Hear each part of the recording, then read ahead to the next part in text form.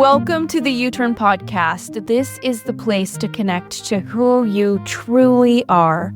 We're bringing PhDs, experts, and leaders to help you elevate your mindset in your work life and in your love life so that you can see things differently and truly love your world. I'm Ashley Stahl. I'm a career expert, author, and TEDx speechwriter and booker, and I'm excited to bring you in to this week's episode.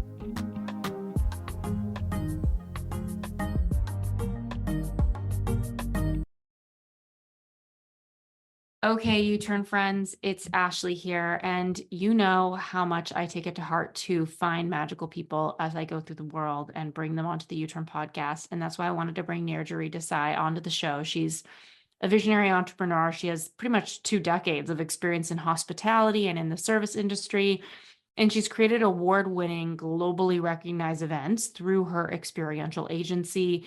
And she's a champion for women of color and an expert in DEI and cultural competency. And her next mission is to revolutionize the hospitality and service industry by really fostering inclusivity and impact.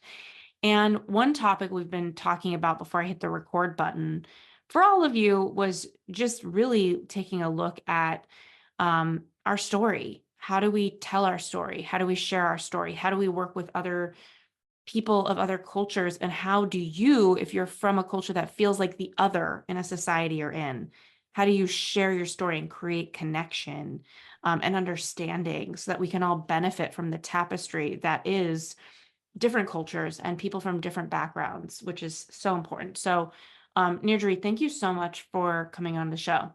Thank you so much, Ashley, for having me. I'm so excited just to have a great candid conversation with you and hang out. Yeah, I know. Something I feel like I find people for the podcast in everyday life, and it's like, oh, great, I get to drop in with this person for real later. Yeah. A little bit just about your business. Can you tell me? I would love to just grasp what got you into events and where did obviously for you culturally, being a woman of color, you already think about, these things in ways that maybe other cultures aren't thinking about because they're privileged in this way or that way. Where does your work in events start to intersect with this concept for you so much so that it's become so present to talk about DEI in this way and really look at your work this way? So I think the biggest thing is, number one comes from me personally, right? I was born in Africa in a country called Zambia. My parents are originally from the subcontinent of India, so I am African, Indian, naturalized American at this point. I've lived in England, traveled globally all over. And I think like that's the biggest thing is, right? I think for me, where it all comes from is this curiosity of what we call, I think one of my favorite subjects in school was just social studies, right? It was like history and people and culture and cuisine and all of that. And I really kind of made it my obsession to learn about different cultures. I also speak Spanish fluently outside of 2 Indian languages and English, right?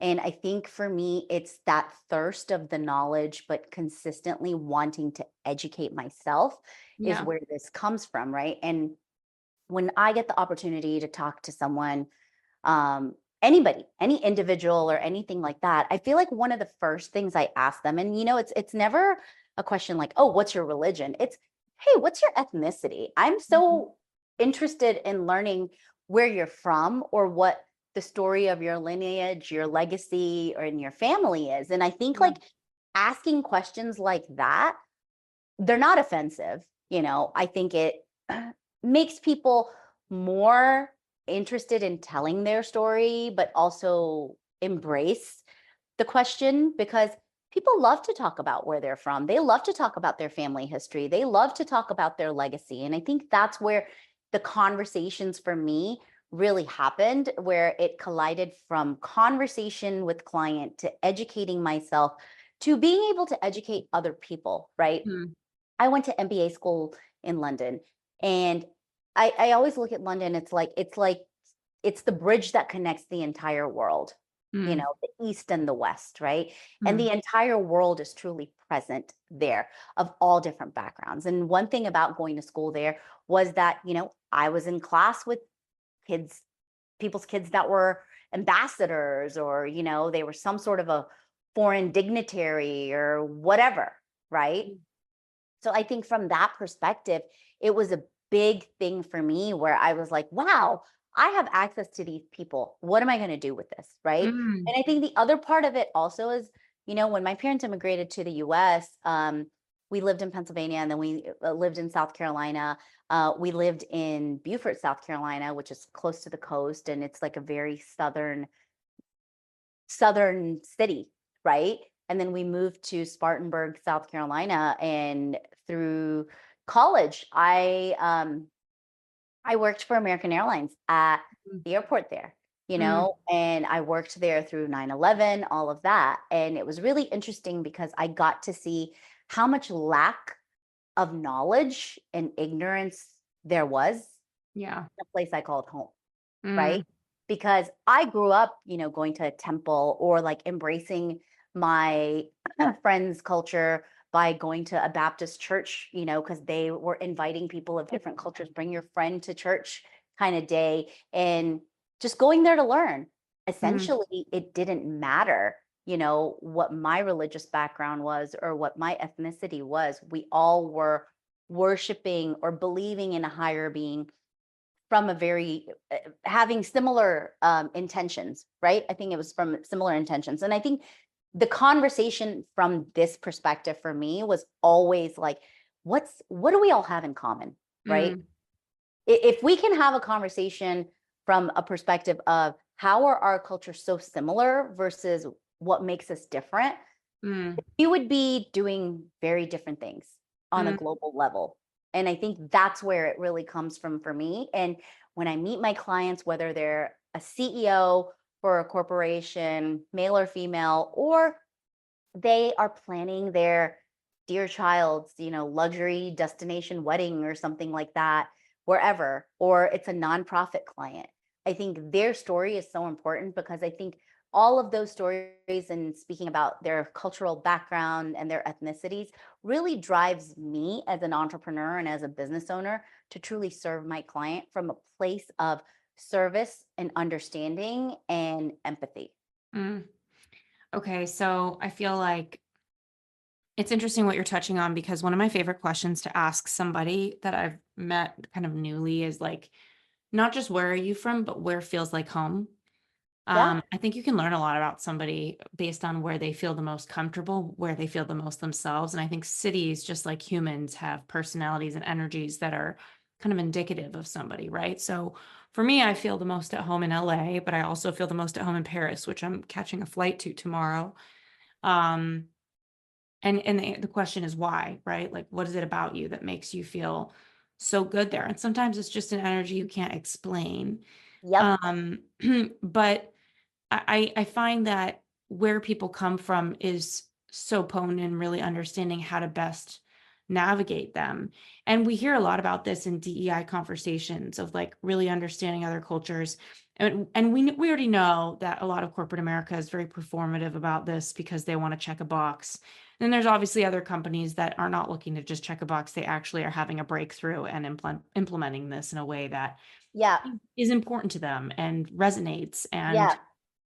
can we talk a little bit about for people who um, are in business and they want to share their story in a way that doesn't just make corporate America see them as interesting, but sees them as somebody that their cultural backdrop makes them an asset.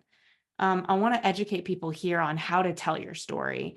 I I've think done a lot that about, oh, go ahead. I just love that you asked me this because, one of the things I tell people, because I do a lot of cultural competency training, I go in and work with brands, hotel brands, service related brands, hospitality, right? Hospitality is such a diverse industry that I'm a part of, right? But one of the biggest conversations in my industry that nobody is having or is scared to have is they automatically don't want to have the conversation of culture.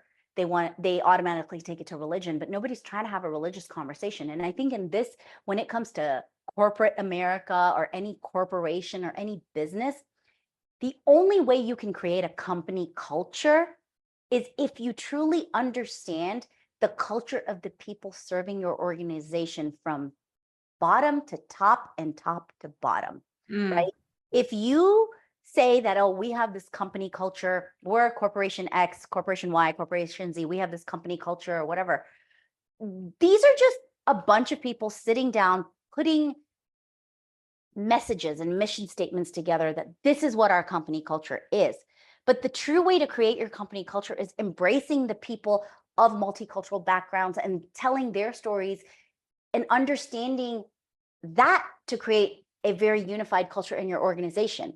Say if yeah. somebody, celebrates Diwali, or somebody celebrates Hanukkah, somebody celebrates Kwanzaa, somebody celebrates Ramadan or Eid, during different times of the year, as it's, these holidays come up, talk about the similarities between these holidays, right? Mm, Essentially, all of these holidays have to do with light, and it's so mm, important that we look at it from that perspective, but mm, also what you're doing by as an organization by doing that is you're showing the individuals who are serving your organizations on a daily basis, leaving their families at home, sending their kids off to school or whatever to come put their blood, sweat, and tears into their organization. You're showing them appreciation that I see you. You have a seat at the table in this organization, and we are here to make sure not just that you're serving us, but we are serving you because we want to celebrate you.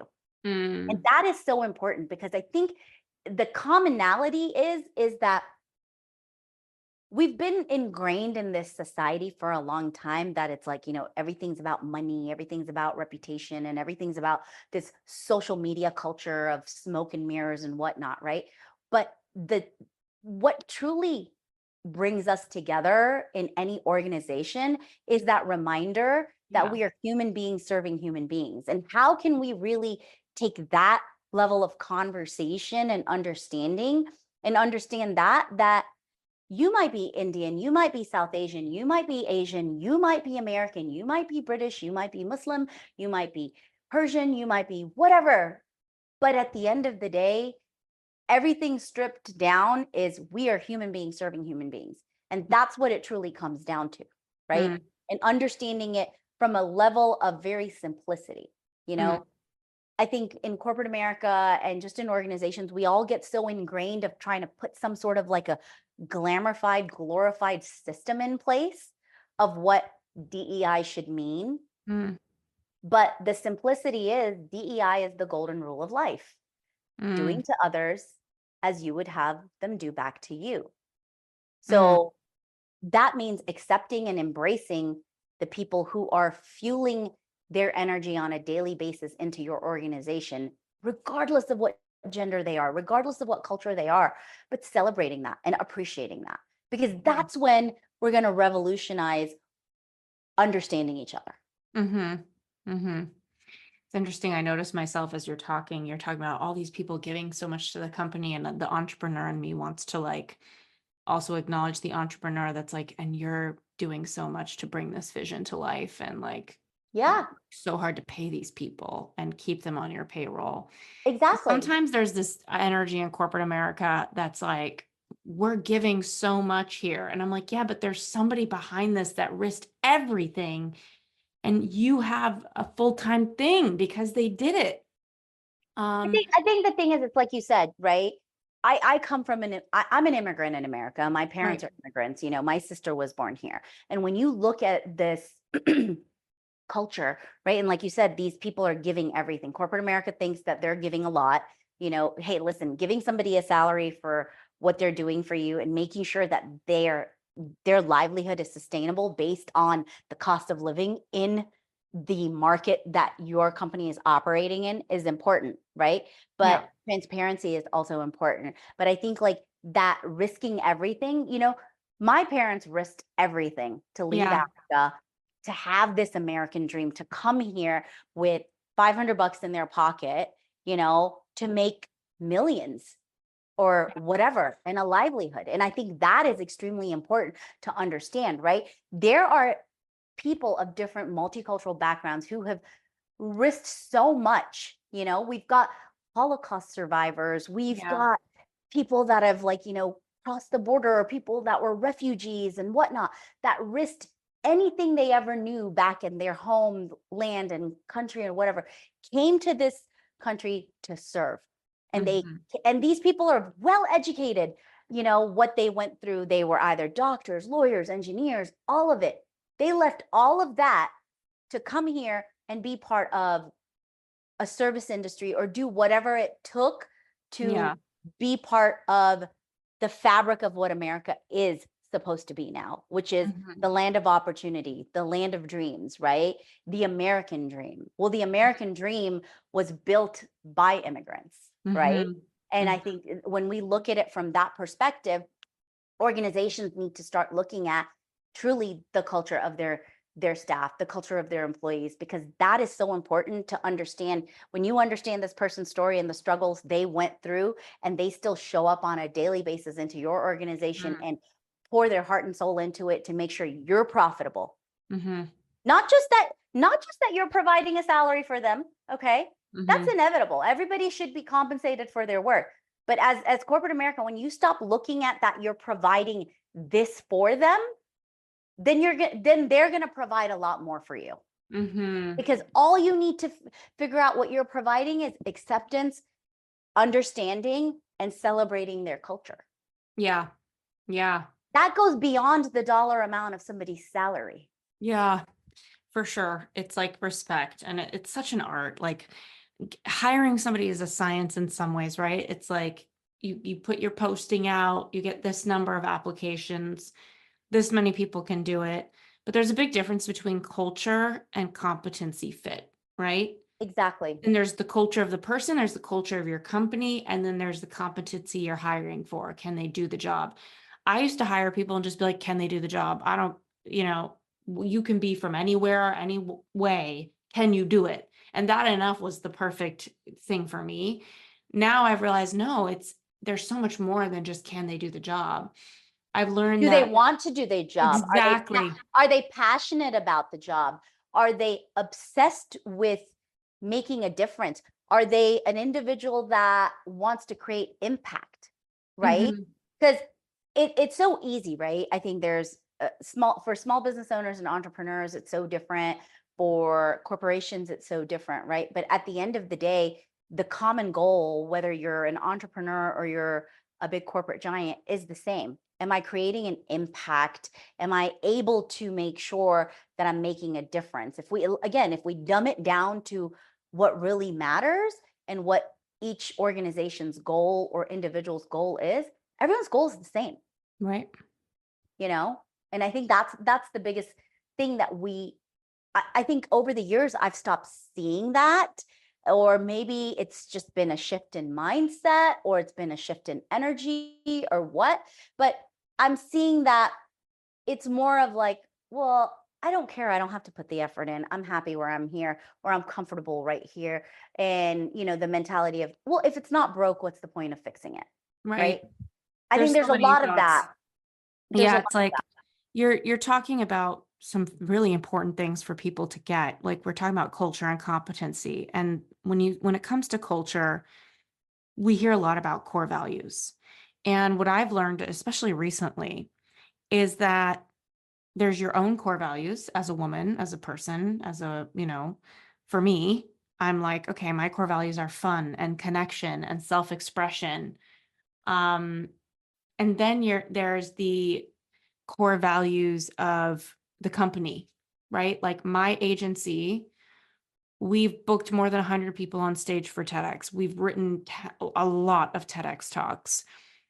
Our core values are about sovereignty, and the reason for that is because a lot of companies try to absorb us and white label us. And for those of you who don't know white labeling, it's like a lot of big giants that like PR firms, they want to just be like selling our service, but nobody knows it's us. So sovereignty is a value. Like we stand alone. We don't get absorbed by anybody. Love is a value. Like whenever I look at drafts from the speechwriter, I'm like, are you just getting this done? Are you loving this thing? Are you giving it? Are you pouring into it? Yeah. Excellence, right? But then there's the values of what you have as core values of the people you hire. And there's going to be many different people from many different cultures that fit those core values. So one core value I have in the people that I hire is speed. That is not like a personal core value. That's not necessarily a company core value, but it's something I value crazy in somebody I hire. Do I feel their focus and attention? And I see it from the beginning. Like when I'm in the hiring process, do they send me the thank you message right away? Do they reply? Like I feel like there's people in business that bring you momentum or people that take it away. And I feel like when you're hiring, if somebody's on a slow timeline, that's okay, but I want to feel their attention. So there's other core values I have, but what you're pointing to is interesting because you're basically talking about purpose, capacity, Yeah. and capability, right? So there's other things here, and this is so fun how this kind of goes hands in hands with the stories that people tell when they get hired, which I want to ask you about. But when you think about purpose, like I read the book and it's by my friend Ben Hardy, who's been on the podcast twice. 10x is greater than 2x or easier than 2x. So anybody who hasn't read that book, Ben is such a beast, such a great book with Dan Sullivan. He basically talks about how having 10x thinking, doing 10x shit is much easier than 2x, right? A lot of people are trying to 2x their business or their career or whatever. And he talks about how a 10x move is having people who see their role in whatever you're doing. So if you're a manager hiring people in a corporation or you're an entrepreneur hiring people for your company, it's hiring people that see the role as an opportunity for them to use their gifts and they want to use that gift and they see the purpose in using that gift. And I have people at Wise Whisper Agency that are so powerful in the right seat. I feel like my company is a freaking weapon. Like, it's like we've got my head of creative who used to help create decks for Steve Jobs. Like, we've got visionaries, right? And she shows up every day and she knows that my company is a place for her to 10x her gift. And we want it, we need it, she wants it, and it gets her up, right? So that's the purpose side of it. Then there's the she sees the purpose and what we're doing. She sees the competency for herself. And then the final piece that a lot of people aren't paying attention to, especially after the pandemic, is competency. A lot of people are like, or not, sorry, not competency, capacity. A lot of people I've interviewed, they're like, well, I want to do 20 hours in real estate and 20 hours in this job and 20 hours for you. I'm like, you don't have capacity for this thing. So the purpose piece is huge. People connecting to the purpose. The gift is a 10x thing, the competency, and then the capacity. Okay, so let's say we have somebody who has those three things. They feel a lot of purpose in what you're doing, and they feel a lot of competency of 10xing their gift. They have the capacity to show up and be present. And now there's this other piece, which is culture, which is really important. How do they use that culture and share their story and look at their story in a way that helps the employer see who they are and also how it's a gift? I think number one, I think, as long as I mean, and I think we hear this at conferences and just everywhere in self-help stuff, is like, your story is so important, right? Never shy away from it. And I think, like, we're all told different things growing up, being of different cultures or whatever. And then some of those stories stick with us and we're having those conversations with ourselves consistently in our head.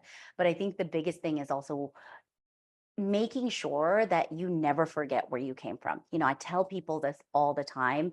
I speak to a lot of like college kids as well. And I was like, never forget where you started or where you came from. It is so important because guess what? You can become so successful here. You can rise up the corporate ladder. You can become an entrepreneur that's taken your company IPO or sold it or whatever. But at the end of the day, what makes you a true inspiration and of value is that you never forgot where you came from and that story of you. And that story of you, no one can take away from you, right? No one can take it from you because that's part of your experience. That's part of who you are. That's what makes you this invaluable person in the organization that you serve, right? And I think it also comes down to going to your boss and telling your boss, hey, listen, I know we're having this challenge on this project and, XYZ I did a little bit of research on the client, and the client could be a big conglomerate from Mexico, right? We'll just use this as a hypothetical. Well, I happen to be, Mexican American. I speak Spanish fluently. And in my culture, these are the things that are important because, you know, when my dad and my mom lived with my grandparents and blah, blah, blah, blah, blah, I think weaving in Stories. and weaving in that story of Mm, why, as an organization, this is why I see the challenges that you guys are having an issue winning this piece of business. But mhm, let me explain to you how that's going to work, right? mm, And that's what happened. Like, it's like mm, for me, that's kind of like my story, right? When I started working in the hotel hospitality world, being South Asian, and this was almost 20 years ago, being South Asian started kind of getting more recognized in the full service hotel space, right? mhm, So, full service hotels, at that time I used to work for like the West End portfolio of hotels, right? mhm, At that time, being South Asian started utilizing full service hotels more, right? Then I had these sales managers who are very, Anglo male, female, or not coming from this background or ever understanding it. They associated being Indian and South Asian with, oh, okay, I like Indian food or I like chicken tikka masala. Well, that's not all of it, right? right. It's about how can you serve this client? It started with a lead that came in from a national organization of lawyers or whatever. I started getting pulled in because I happened to be Indian, and they Mm, started these coworkers started asking me all these questions or whatever because they just wanted to win this big piece of business, right? It mhm, helped it helped ex sales manager win their monthly or quarterly goals and all of this stuff. But what that kind of turned into was I saw a gap between my community and this full service hotel space and what was lacking, right? And so I kind of use that to my advantage to be able to kind of say, hey, listen, I can be of help to you because I'm South Asian, I'm Indian, I come from this region that this organization is part of. Let me sit in the meeting with you and let me help you sell and close this piece of business because it's important for our team to win, right? And what happened? It worked, you mm, know? They were like, wow, we didn't expect this. It started with me giving the client was coming in for food tasting or whatever. I started giving recipes and saying, this is what I think chefs should make because they're trying to make sure. Because listen, they're not here to try your burgers and fries. They know what that tastes like. That's easy. And you really can't mess that up. But if you're going to fuel and want their business and you really want to win that business, you need to understand them from their culture, their palate. And when you start and look at it from that perspective and you approach the piece of business from that perspective of understanding and competency, it becomes more of a reason for them to want to work with you.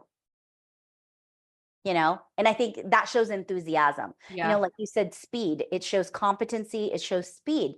I think Love that. that's the other thing, right? I think depending on what generation you come from or whatever, like we come from a place where, like, hey, as soon as you have an interview with somebody or you do a call with somebody or whatever, it's important to send a nice follow-up message immediately, right? I hear from people now, oh, well, you don't want to sound thirsty. It's not thirsty. It's common respect for somebody, right? For their time, for their advice, for whatever it may be, the opportunity to collaborate with them because you've been looking for an opportunity like this, right? So I think that's the big thing that people need to kind of retrain themselves to understand. There's nothing wrong with follow up. There's nothing wrong with being speedy, but be thorough at the same time. Speed, being speedy and fast at your Right. job is one thing, but being speedy and fast And and thorough. having meticulous attention to detail, Yeah, next that's a level. whole nother thing. Yeah, I love that. I just felt my little entrepreneurial boner, for lack of a Yeah. better term. I I don't mean, even know if listen, that's it's like even I've had appropriate. I've had people interview Yeah. with me that have interviewed Yeah. so well, and you're like, oh wow, okay, like this is different from what the previous interviews or whatever. Soon Yeah. as you give them the opportunity, they're great for a first week. Then you start noticing everything that they can't do Yeah. because Yeah. so many people are putting on a show. And, I think we see it from social media or whatever. It's this big smoke and mirror show. if you're not something, don't try to be something you're not, Yeah. right? I think in an organization, play out on what your strengths are. Don't Yeah. try to say that you're strong at X, Y, and Z if you're not strong at it, Right. you know? And I think because eventually it comes up, eventually it shows. Exactly. Who you are. I say this all the time. Who you are always wins. You might as well be honest in the first pass or it's going Exactly. to rear itself out. Okay, so here's what I love that you did. And I kind of talk about this when I used to create courses about career stuff and elevator pitches, is the power of showing and not just telling. It's one thing to tell somebody I'm detail oriented. It's another thing to show a story from your upbringing and to notice like, oh, this is a company that's going to value detail orientation. Let me show somebody a story from my culture, from my upbringing that like shows this. And I love how you really do turn it into like this power tool for companies and stories. I could do a whole TED talk, and I probably have written Yeah. one for a client about how old standing storytelling is and why it's such a tool for connection. Yeah. So there's so much more happening in somebody's brain chemistry when you're able to do Absolutely. it that way. So, I think being able to say, maybe take a look at the company you're looking at and what are the top 3 or 4 qualities that somebody needs to have for that job and for that company, and what are some stories from your upbringing and from your life that really back those qualities. And even better, do you have any stories from your work history that also play into these qualities that you can show people you have this quality and not just tell them? Especially when it comes to the question, what's your biggest weakness? Being able to say, Yep. well, How in the did you past, convert yeah, adversity into an achievement? exactly. This has been such a cool conversation, unexpected but perfect and like necessary. I think you helped me realize there's a lot of thoughts I've had about hiring.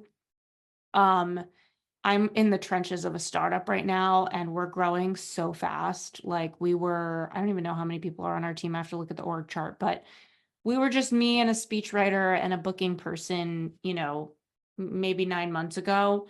Now I think we're a team of 15. So it's like, Amazing. it's just booming. And I needed this information myself to like, just think about people and how to connect. And so where can everybody find you if they want to work with you on an event? I know we didn't talk much about your events, but obviously you do them. Yes. And who is the right person to reach out to and, just where they could go?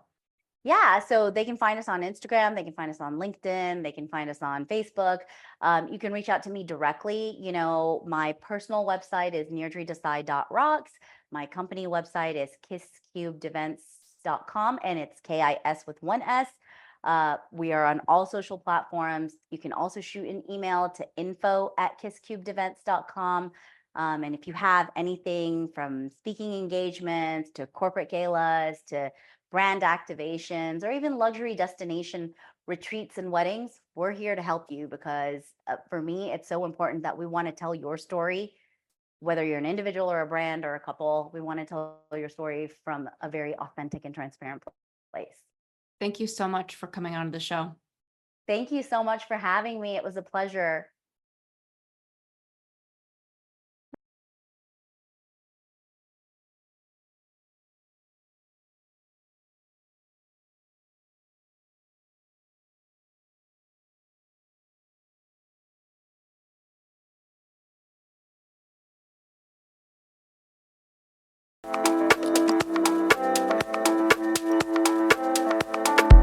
Thanks for tuning in to the U-Turn podcast. I hope you learned so much in this episode and you're putting it into action today. We would love to hear from you. Slide into my DMs at Ashley Stahl or leave a written review if you're inspired. It would mean so much to us. Be sure to subscribe to the show because, as you know, the more subscribers we get, the better the guests we can bring you. And in the meantime, if you're looking to skyrocket your personal brand and impact millions, head on over to wisewhisperagency.com to learn more about how we are getting clients booked for the TEDx stage.